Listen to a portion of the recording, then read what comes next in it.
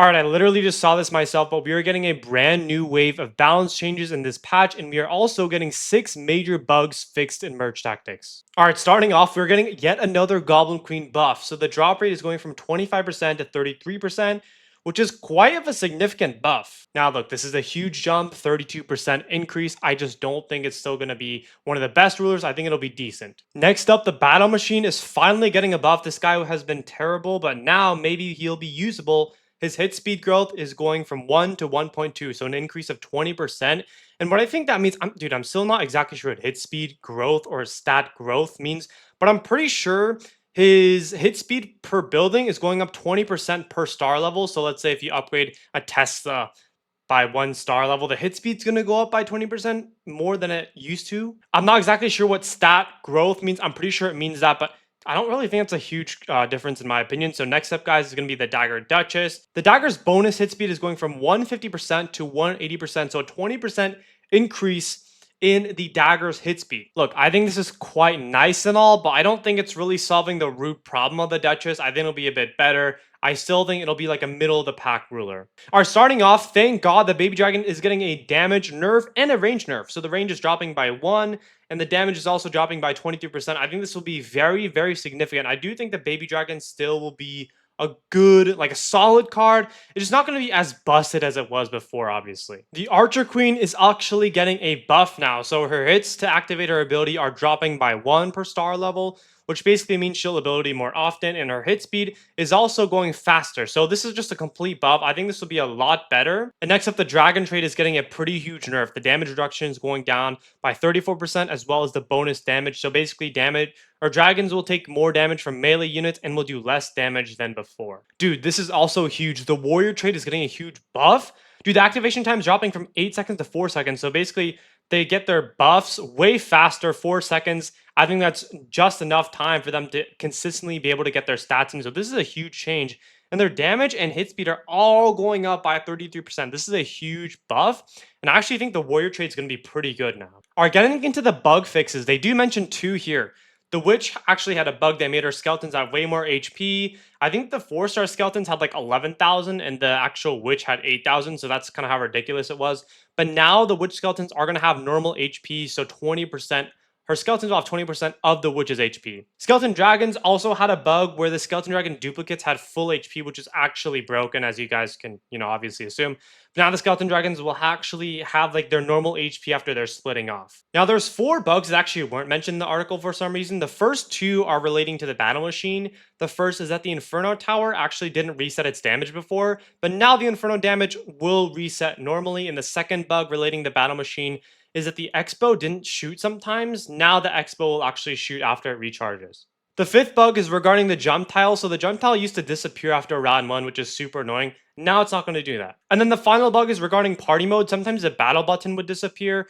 That's not going to do that anymore. So what I'm going to do here is I'm going to play 3 games on the dev build. This is where all the changes are already pushed through. I'm not sure exactly what time the changes are going to come through on the main game. But game 1 is going to be with the Goblin Queen. We're going to see the Goblin Queen buffs. Game 2 will be the Battle Machine. And game 3 will be Spirit Empress with full Undead because that comp got a huge nerf. Alright, so we're going to get the 4 stars modifier here. And I just want to test out. We get a Goblin, which is really good because the Goblin Queen already offers the Goblin trait. But I think one thing I realized is before, I think the Goblin Queen actually did have a 33% chance of dropping a Goblin, but they nerfed it to 25, I guess, to like sort of counteract like, the Goblin Queen counting as like an actual Goblin now. And then I think they just kind of reverted it after they realized that like the Goblin Queen still wasn't that good. So I'm just going to talk about what I think about the Goblin Queen now. I don't think the Goblin Queen is like especially powerful. I feel like it's just sort of like a mid-ruler all around. Actually, I'm going to go for the full Goblin trait. But as I mentioned, I think the Goblin Queen is sort of like an all-around mid-ruler. Like, you can get Elixir early game because, let's say you get like a kill or 2. You have a 1 Goblin, get an easy Goblin trait. But she's also not better than the Loong in my opinion early game. So she's like a bit better than the Loong. Maybe, or not, she's worse than the Loong, worse than the Duchess, worse than the Sage in my opinion. But late game, she's also not very good because she loses out to the Empress. So, like, she's worse than a lot of rulers in all areas of the game, in my opinion. So there's no need in really using her. I still think she's going to have that same problem. So I don't think she's going to be very good.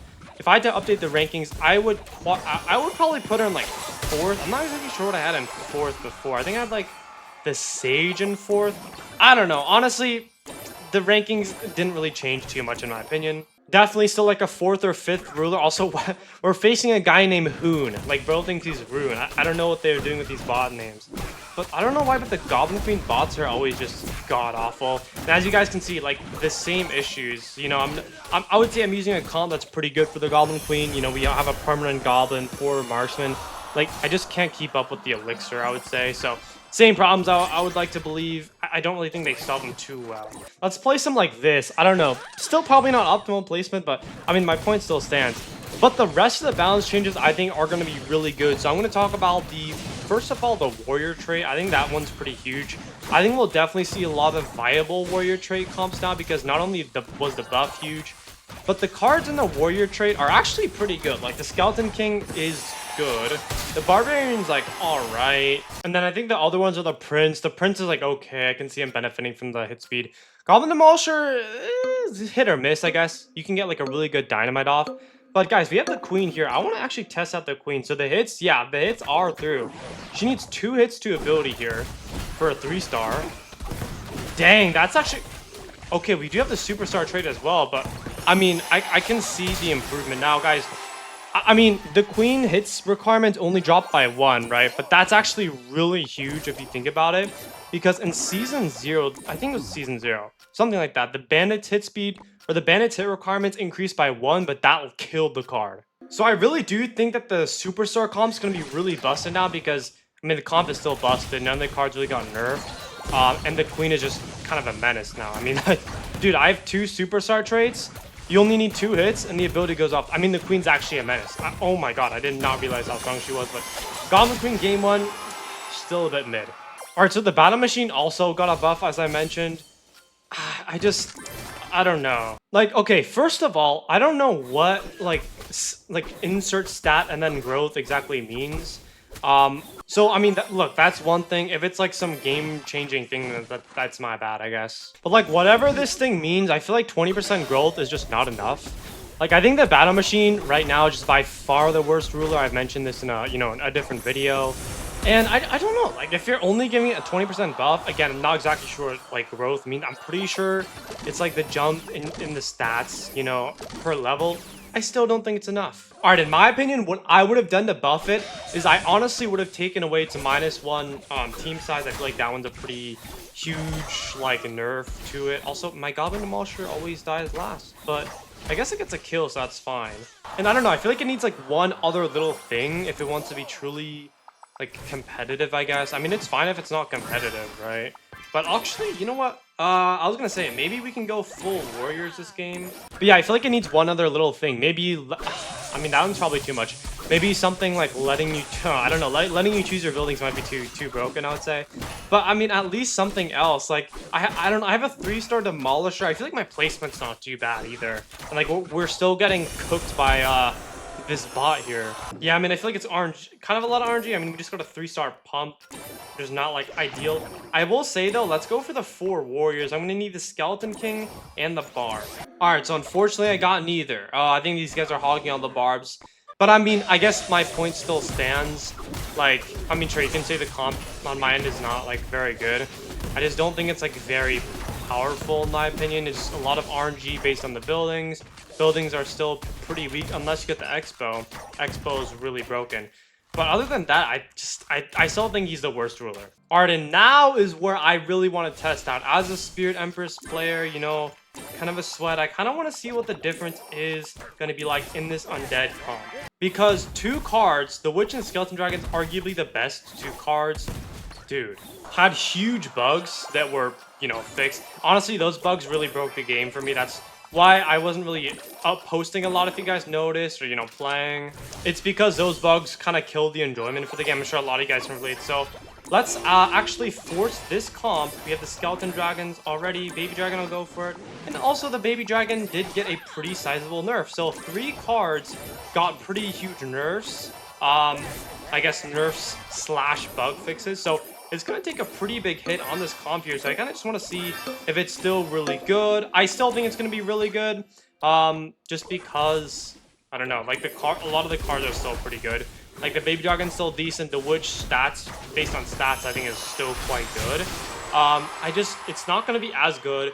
And I just think that a lot of other comps, especially the full superstar one that has the new really good queen, is just going to be able to win a lot more. So I think the comp probably still will be like top 3, maybe just at least top 5, the very least. I still think so far theoretically it's going to be top 3, but this is huge for the game. And as you can see, the comp is still really good. I mean, yeah, like I am out leveling these guys. Like I will say that, but I want to look at the Baby Dragon in particular here because the splash nerf was, or the splash was nerfed, which like I don't know how this even got through testing in the first place, because I mean the splash was insane. Like you just splash the entire team for no reason, even if they space out their units. In my opinion, that should never made it through. So the comp is still definitely really good. I would still use it sometimes. I just wouldn't force it.